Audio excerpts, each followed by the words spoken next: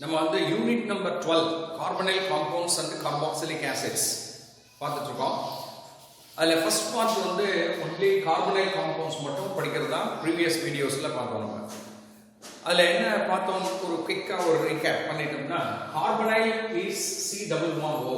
இந்த குரூப் வந்து carbonyl group. Compounds containing this group are called carbonyl compounds. அதில் two prominent compounds எது கேள்விப்பட்டோம் நம்ம, aldehydes. General formula RCHO, the carbonyl group. Ketones RC+OR, இது ketones. நம்ம இந்த லெசன்ல ஆல்டிஹைட் சொல்லும்போது எல்லாத்தையும் படிக்க போறதில்ல. Formaldehyde, IUPAC name methanal. Acetaldehyde, IUPAC name எத்தனேல். Benzaldehyde, IUPAC name phenyl methanal. இந்த மூணு தான் ஃபோக்கஸ் பண்ண போறோம். அதே போல கீட்டோன்ஸ்ல ஒரு அலிஃபாட்டிக் கீட்டோன், இதனுடைய common name acetone, IUPAC name propanone. நான் ஏன் IUPAC நேமையும் இன்சிஸ்ட் பண்றேன்னு சொன்னா, எக்ஸாம்ல क्वेश्चन கேட்கும் பொழுது சம்டைம்ஸ் நம்மள கொஞ்சம் கன்ஃபியூஸ் பண்றதுக்காக IUPAC நேம் கொடுக்கும்போது விட்டுட்டு வந்துடக்கூடாது. இது அசிட்டோஃபீனோல், இது பென்சோஃபீனோல். இதுதான் நம்ம கார்பனைல் காம்பவுண்ட்ஸ், ஆல்டிஹைட்ஸ் அண்ட் கீட்டோன்ஸ்ல மெயினா படிக்க போறோம். இதுக்கு முன்னாடி வீடியோல என்ன பார்த்தோம் அப்படின்னு கேட்டோம்னா, இப்போ இந்த இதுக்கெல்லாம் நேமிங் பார்த்தோம். ஸ்ட்ரக்சர் ஆஃப் திஸ் குரூப், அதுல ஒரு முக்கியமான பாயிண்ட் சொன்னா இன்னைக்கு அதை யூஸ் பண்ண போறோம். Structure of this group.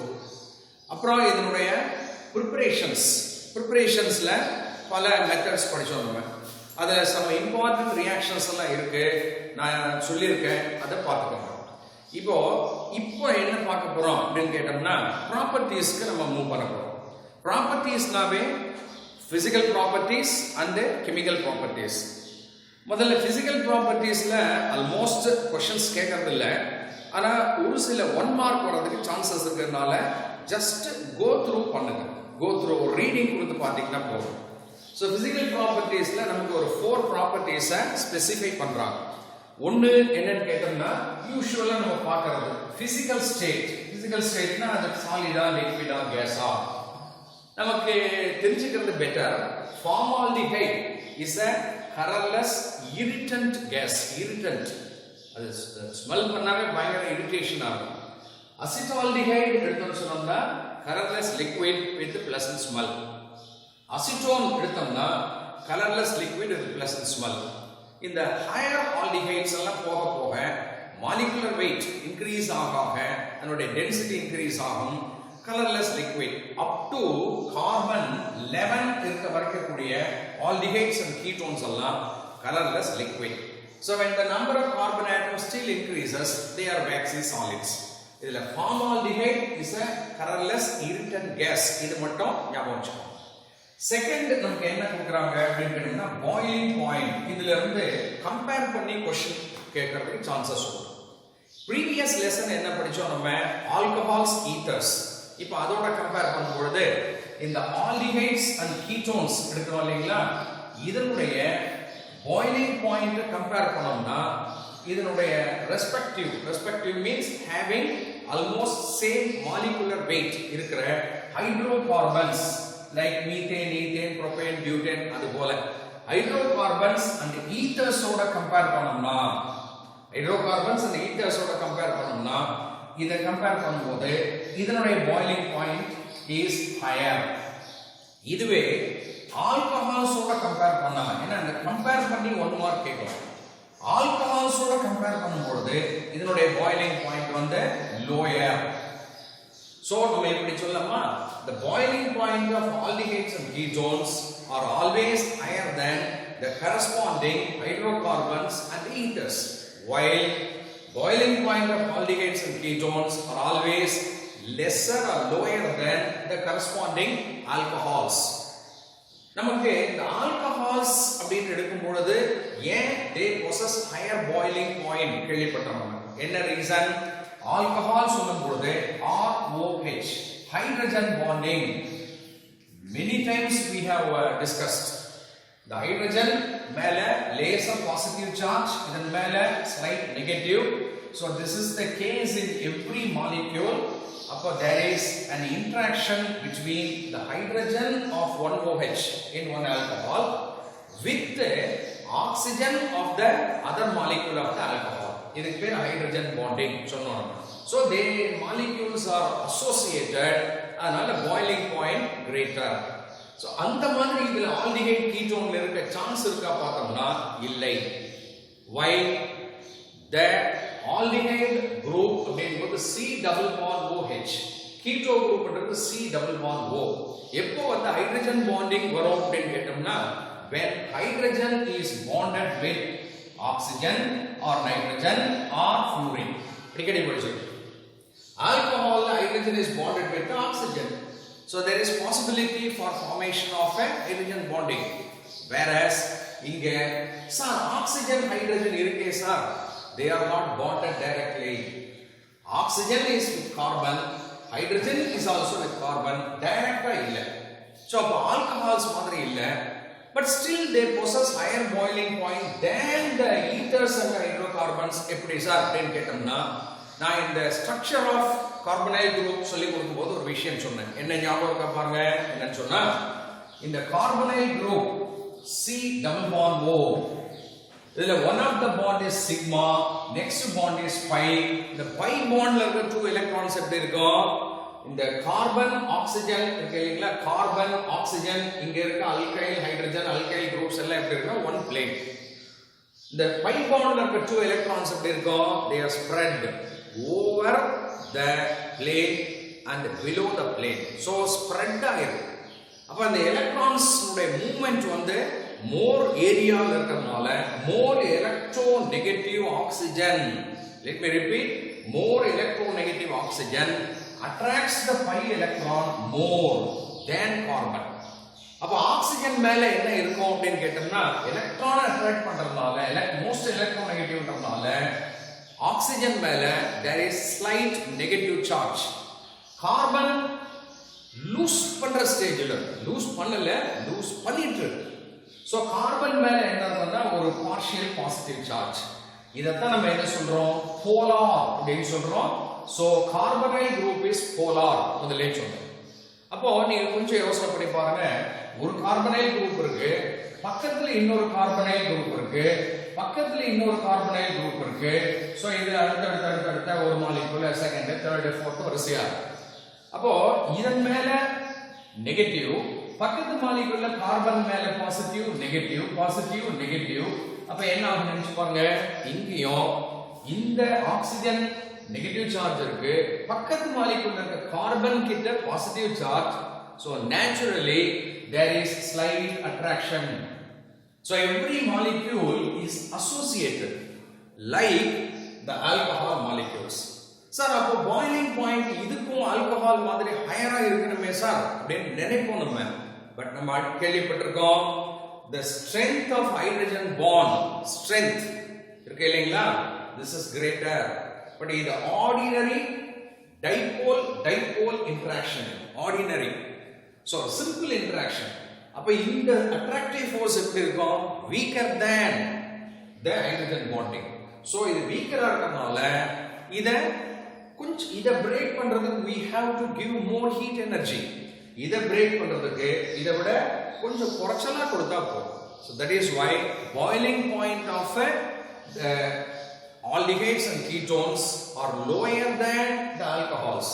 But hydrocarbon ஈத்தர்ல எடுத்தோம்னா இந்த மாதிரி மாலிகுலர் இன்டராக்ஷனும் கிடையாது. இது போல அதே போல ஹைட்ரஜன் பாண்டிங்கும் இல்லை. So naturally in the boiling point of hydrocarbons and the ethers are always less than aldehydes and ketones. ஒரு 1 மார்க் என்ன கேட்கலாம்னா, ஒரு 4 காம்பவுண்ட்ஸ் கொடுத்து ஆல்கஹால்ல, ஆல்டிஹைட்ல, ஹைட்ரோகார்பன்ல, ஈத்தர்ல ஒரு காம்பவுண்ட் கொடுத்து which is having highest boiling point, which is having least boiling point, அந்த மாதிரி ஒரு comparison கேட்கலாம். அல்லது 2 மார்க்ல என்ன கேட்கலாம் அப்படின்னு கேட்டோம்னா, the aldehydes and ketones possess lower boiling point than the corresponding alcohols. ஒரு கேள்வி.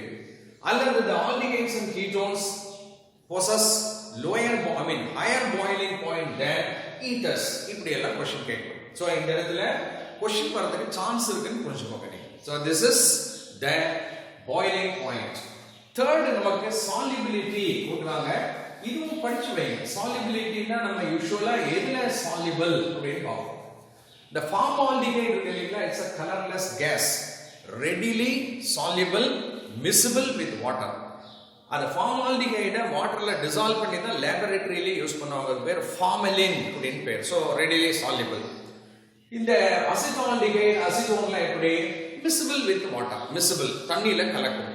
அதுக்கு என்ன ரீசன் அப்படின்னு கேட்டோம்னா, இப்போ நான் ஒரு ஆல்டிஹைடோ கீட்டோனோ அசியூம் பண்றேன்னு வச்சுக்கோங்க. ஸோ இது ஆல்டிஹைட். நான் இப்ப சொன்ன மாதிரி என்ன கேள்விப்பட்டோம், இதன் மேல பாசிட்டிவ் இதன் மேல negative. If you consider a water molecule, miscibility னா என்ன அர்த்தம் அப்படின்னு கேட்டோம்னா, இந்த aldehyde ketone should mix with the mix ஆகணும், கனெக்ட் ஆகணும் with water. சான்ஸ் இருக்கு. என்ன இங்க முதல்ல சொன்னோம், வாட்டர்ல ஹைட்ரஜன் பாண்டிங் இருக்கறனால அந்த வாட்டர்ல ஹைட்ரஜன் மேல ஸ்லைட் பாசிட்டிவ், ஆக்ஸிஜன் மேல ஸ்லைட் நெகட்டிவ். அப்ப என்ன ஆகும், இங்க ஒரு ஆல்டிஹைட் ஆர் கீட்டோன் இருக்கு, இங்க ஒரு ஆல்டிஹைட் ஆர் கீட்டோன் இருக்கு, ஒரு வாட்டர் இருக்கு. இந்த மாலிக்யூலுக்கும் வாட்டர் கிட்ட இன்டராக்ஷன் இல்ல அப்படின்னா என்ன ஆகும், அது தனியா நிக்கும், இது தனியா நிக்கும். That is இன்மிசிபிள். பட் இந்த ஆல்டிஹைட்ல இருக்க கார்பனைல் குரூப் மேல ஆக்ஸிஜன் ஹேஸ் நெகட்டிவ் சார்ஜ், வாட்டர்ல இருக்க ஹைட்ரஜன் ஹேஸ் பாசிட்டிவ் சார்ஜ். அப்ப என்ன ஆகும், ஒரு interaction. This is hydrogen bonding. Because hydrogen of water interacts with the oxygen of aldehyde or ketone, hydrogen bonding. அதே போல இந்த சைடுலயும் அந்த molecule. So aldehydes and ketones la the carbonyl group being polar interacts with the water forming hydrogen bonding. That is why lower aldehydes and ketones are miscible with the water, while the higher aldehydes or ketones, higher more than the carbon number increase ஆக polarity will decrease. Polarity na the charge development will decrease. அப்ப solubility decreases. So இது கூட why lower aldehydes or ketones miscible with water or soluble in water னு கேட்பாங்க. So இதுவும் 1 mark எல்லாம் நீங்க கிளியரா பார்த்து வைக்கணும்.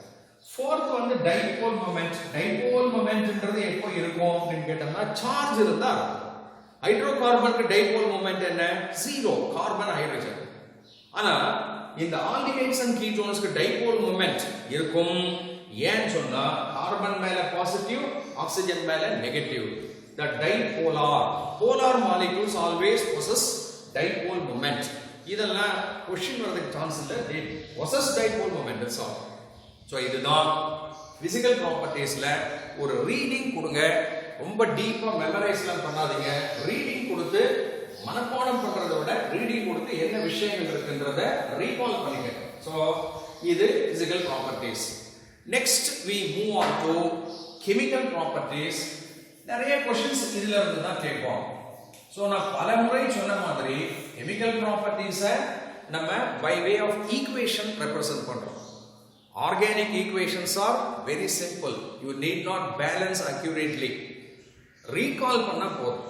ரொம்ப மனப்பாடம் பண்றதை விட 2-3 முறை நான் சொன்ன மாதிரி வீடியோவை வாட்ச் பண்ணுங்க, புக்கை படிச்சு பாருங்க. ரெண்டையும் ஒரு சிங்க்ரோனைஸ் பண்ணி புரியுதா, புரியறதுக்கு ஒண்ணுமே இல்லை. ரியாக்ஷன்ஸ் வரும்போது மட்டும் எழுதி பார்த்து படிங்க. அப்போதைக்கு மனப்பாடம் பண்ணுங்க. அடுத்த நாள் அடுத்த மணி நேரம் மறந்துடும், டோன்ட் வரி. பட் டெஸ்ட்டுக்கு வரும்போது இதே வேலையை செஞ்சீங்கன்னா டெஸ்ட்ல போய் எழுதும் போது ஞாபகம் இருக்கும். ஸோ இதுதான் ஒரே மெத்தட், வேற மெத்தட் கிடையாது. ஸோ இந்த organic chemistry is very simple compared with physical chemistry. அங்கே நீங்கள் வந்து புரிஞ்சு படிக்கணும், இங்கே புரியறதுக்கு எதுவுமே கிடையாது. அதனால ரீகாலிங் இதுதான் இல்லை. ஸோ அதனால மெமரைஸ் பண்ணுறதுக்கு ட்ரை பண்ணுங்க. ஒன்றுமே இல்லை, சும்மா நிறைய ஈக்குவேஷன் இருக்கே சார், அந்த சமயத்தில் மெமரைஸ் பண்ணுங்க, மறந்துடுங்க. எக்ஸாம்பிள் திரும்பி படிங்க, போய் எழுதினா முடிஞ்சு போச்சு. ஸோ நிறைய முறை ரிப்பீட் பண்ணணும், அவ்வளோதான், வேற ஒன்றும் கிடையாது. எந்த ஒரு ஸ்கில்லுமே என்ன, ரெப்பிட்டிஷன். நீங்க எந்த ஒரு ஸ்கில் கத்துக்கிட்டாலும் திரும்ப திரும்ப செய்யும் போது உங்களுக்கு தெரியாமலே ரிஃப்ளெக்ஸ் ஆக்ஷனா மாறிடும். அதே மாதிரி தான் இந்த ஈக்குவேஷன்ஸ் கான்ஃபிடென்ட்டா படிக்க ரொம்ப அருமையா மார்க் எடுக்கலாம். ஸோ கெமிக்கல் ப்ராப்பர்ட்டிஸ் எடுக்கும் பொழுது இந்த கெமிக்கல் ப்ராப்பர்ட்டிஸ் கொஞ்சம் அதிகமாக கொடுக்குறாங்க. இதை ஒரு 6 ஹெட்டிங்ஸ்ல கொடுக்குறாங்க. 6 ஹெட்டிங்ஸ் A to F அப்படிங்கிற ஹெட்டிங்ல கொடுக்குறாங்க. ஒன்னொன்னா நம்ம போகலாம். ஸோ முதல்ல என்ன கொடுக்குறாங்கன்னா ஏ அப்படிங்கிற ஒரு ஹெட்டிங்ல நியூக்ளியோஃபிலிக் நியூக்ளியோஃபைல் அடிக்கடி கேள்விப்பட்டே இருக்கோம். நியூக்ளியோஃபிலிக் அடிஷன் ரியாக்ஷன்ஸ் அப்படின்னு சொல்லி ஒரு இது கொடுக்குறாங்க. அதில் இதில் பிரின்சிபிள்ஸ் புரிஞ்சுக்கோங்க, ரொம்ப சிம்பிள். நியூக்ளியோஃபிலிக் அடிஷன்னா என்ன உங்களுக்கே தெரியும். ஸோ ஒரு ஆர்கானிக் காம்பவுண்ட் இருக்கு, இதோட ஒரு ரியேஜென்ட் நான் ஆட் பண்றேன், இது ரெண்டும் சேர்ந்து ஒரே சப்ஸ்டன்ஸா மாறிடும். ப்ராடக்ட் வந்து ஒன்னே ஒன்று இருக்கணும், இதுதான் அடிஷன். ரெண்டும் சேர்ந்தாச்சு. ஏன் நம்ம கார்பனைல் காம்பவுண்ட்ஸ் அண்டர்கோ அடிஷன் கொஞ்சம் யோசனை பண்ணி பாருங்க. கார்பனைல் குரூப்ல என்ன இருக்கு? Carbon double bond oxygen. Double bond இருந்தாவே என்ன ஆகும்?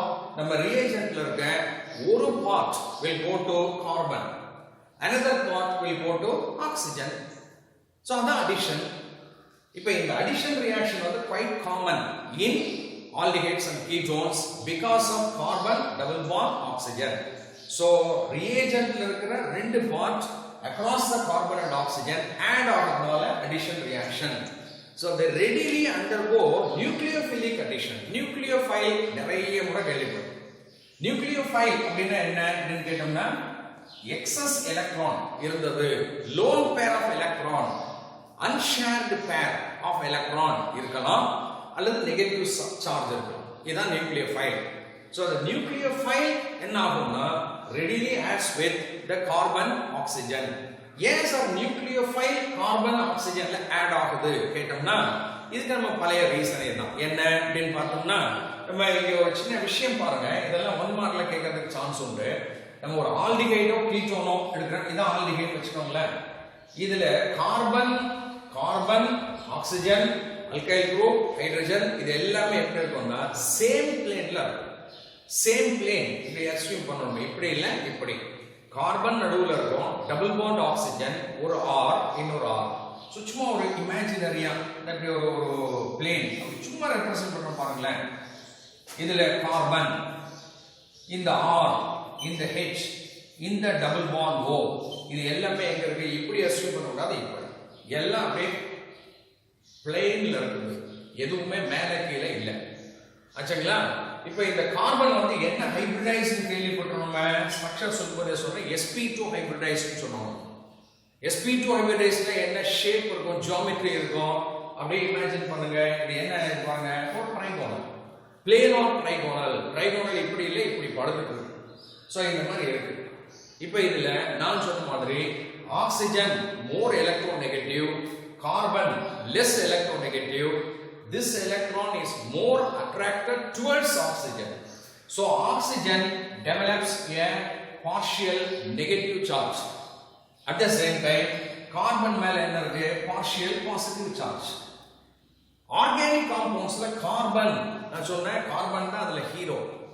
கார்பன் எப்படி இருக்கு அதை வச்சு தான் அதனுடைய ரியாக்டிவிட்டி ரியாக்ஷன் எல்லாம் சொல்லலாம். ஸோ கார்பன் மேல என்ன சார்ஜ் இருக்கு பாருங்க? பாசிட்டிவ் சார்ஜ் இருக்கு. ஃபங்க்ஷனல் குரூப்ல இருக்க கார்பன் இஸ் மோஸ்ட் இம்பார்ட்டன்ட். அப்போ பாசிட்டிவ் சார்ஜை நோக்கி எது ஈஸியா அட்ராக்ட் ஆகும், எது அப்ரோச் பண்ணும்? Nucleophile. Why? Nucleophile has lone pair or unshared pair of electron, negative or full negative charge. So for nucleophile இருக்கிறதா வச்சுட்டீங்கன்னா நியூக்ளியோஃபைல்ல இருக்க எலக்ட்ரான்ஸ் என்ன ஆகும்னா will approach the carbon. இது ஒரு மெக்கானிசம் தான், வேற ஒன்று. எதுக்காக? இந்த லோன் பேர் அல்லது எக்ஸஸ் எலக்ட்ரானை கொண்டு கார்பன் கிட்ட nucleophile will form a bond. இப்போ என்ன ஆகும் கேட்டோம்னா, இப்போ பிளேனார்ல இருந்தது இப்போ என்ன ஆகும்னா இதுவும் சேரும் பொழுது carbon becomes sp3 hybridized. sp2 ல இருந்து sp3 இதெல்லாம் 1 மார்க்ல கேட்பாங்க, நீட்ல எல்லாம் அது கேட்பாங்க. இப்போ என்ன ஆகும்னா பிளேனாரா இருந்தது வெர்டிகலா மாறிடும். எப்படி? கார்பன் இங்க ஆர் ஆச்சுங்களா, இப்போ இங்க ஹெச், இங்க இந்த ஓ என்ன ஆச்சுன்னா, சோ நியூக்ளியோஃபைல் இங்க வந்த உடனே இந்த எலக்ட்ரானை டோட்டலா ஆக்சிஜன் பிடிச்சு இழுத்துக்கும். அப்ப டோட்டலா அதுக்கு போயிடுச்சு உடனே oxygen develops positive negative charge. இந்த nucleophile forms a bond with its electron. So nucleophile carbon கிட்ட bond form பண்ணிடுச்சு. அப்ப 4 bonds இருக்குது. கார்பன் என்ன ஹைபிரிடைஸ்டா இருக்கும் sp3. இது என்ன ஷேப் ஜியோமெட்ரி டெட்ராஹெட்ரல். முதல்ல before the addition the carbonyl compound has trigonal planar structure in which carbon is sp2 hybridized. While nucleophile approaches and adds with carbon means 4 bonds develop ஆயிடுச்சு. carbon sp3 hybridized ஆயிடும். இது tetrahedral geometry வந்து. இது first step. next step இது என்ன ஆகும்னா இந்த negative இருக்கனால இத வாட்டரோட போட்டாலும் சரி அல்லது ஒரு ஆசிட் பிரசன்ஸ்ல போட்டாலும் சரி இந்த நெகட்டிவ் இத அட்ராக்ட் பண்ணி இந்த H இங்க வந்துரும். சோ நியூக்ளியோஃபைல் கார்பன்ல ஆட் ஆச்சு RH ஒரு H+ இதோட ஆட் ஆகும்னா இந்த ஆக்ஸிஜன்ல ஆட் ஆச்சு. அப்ப இந்த கார்பனோட OH வரும்போது ஒரு ஹைட்ராக்சில் குரூப் சேர்ந்த மாதிரி இருக்கும். இதான் நியூக்ளியோஃபிலிக் அடிஷன் சொல்லுவாங்க. மெக்கானிசம் கேட்பாங்களா சொல்ல முடியாது. இந்த கன்வர்ஷன் போது நடக்கிற சேஞ்சஸ் இஸ் வெரி இம்பார்ட்டன்ட். என்ன ட்ரைகோனல் பிளேனார் sp2 ஹைபிரிடைஸ்ட் இங்க வரும்போது நியூக்ளியோஃபைல் ஆட் ஆகும்போது carbon becomes sp3 hybridised. the whole structure என்னாச்சு geometry tetrahedral. so this is nucleophilic addition. so இந்த nucleophilic addition அப்படினு சொல்லும்போது நமக்கு ஒரு 5 reagents ஓட கொடுக்கறாங்க. நான் வந்து ஜெனரலா சொல்லிருக்கேன் nucleophile அப்படினு சொல்லி 5 reagents என்னென்ன அப்படினு கேட்டோம்னா ஒன்னு பார்த்தோம்னா ஹைட்ரஜன் சயனைடு HCN இதுல H+ இருக்கும் Cn இருக்கும். செகண்ட் எடுத்தோம்னு சொன்னோம்னா இப்படி படிங்க நீங்க NaHSO3 சோடியம் பைசல்ஃபைட் இதுல பாசிட்டிவ் இருக்கும் இது ஹோல் நெகட்டிவ் இருக்கும். அடுத்த ஆல்கஹால்ஸ் எடுத்தோம்னா மெத்தனால் எடுக்கிற CS3OH இது நெகட்டிவ்னு வெச்சுக்கோங்க. நெகட்டிவ் இல்ல அதுல நெகட்டிவா சேஞ்ச் ஆகும் இது பிளஸ். அடுத்து அமோனியா டெரிவேட்டிவ்ஸ் ஒன்னு படிக்க போறோம். அமோனியா டெரிவேட்டிவ்ஸ் NH2G என்னன்னு சொல்றாங்க. அடுத்து அமோனியா. சோ இதுல எல்லாம் பாத்தீங்கன்னா நைட்ரஜன் மேல there is a lone pair of electron. lone pair. நான் சொல்ற நியூக்ளியோஃபைல்னா என்ன should possess full negative or இந்த மாதிரி lone pair of electron இருக்கும்.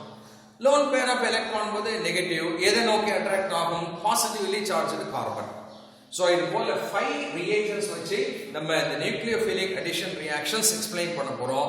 அதனுடைய பிரின்சிபல் நீங்க புரிஞ்சுக்கிட்டீங்க. இப்போ ஒவ்வொன்றா நம்ம ப்ரொசீட் பண்ணும்போது இதுல ஒரு சிலது முக்கியம். ரிமெம்பர் நம்ம இப்ப என்ன பார்த்திருக்கோம்னா ஒரே ஒரு செட் ஆஃப் ரியாக்ஷன் என்னன்னு கேட்டோம்னா நியூக்ளியோஃபிலிக் அடிஷன் ரியாக்ஷன். அது ஏன் நடக்குது எது இதோட நடக்குது சொல்லியிருக்கணும். இப்போ நம்ம நெக்ஸ்ட் வீடியோல என்ன பண்ண போறோம்னா இது ஒரு ரிஏஜென்ட்லயும் எப்படி இன்டராக்ட் ஆகுது அப்படிங்கறத எக்ஸ்பிளைன் பண்ண போறோம். சோ இப்போ நல்லா தெரிஞ்சுக்க வேண்டியது ஞாபகம் வச்சுக்க வேண்டியது என்ன A அப்படிங்கிற ப்ராப்பர்ட்டீஸ் அதுல நியூக்ளியோஃபிலிக் அடிஷன் பத்தி படிக்க போறோம்.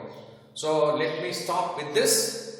அடுத்த வீடியோல இந்த ரிஏஜென்ட்ஸோட எப்படி ரியாக்ஷன் நடக்க போகுது அப்படிங்கறத பார்க்கலாம். Thank you.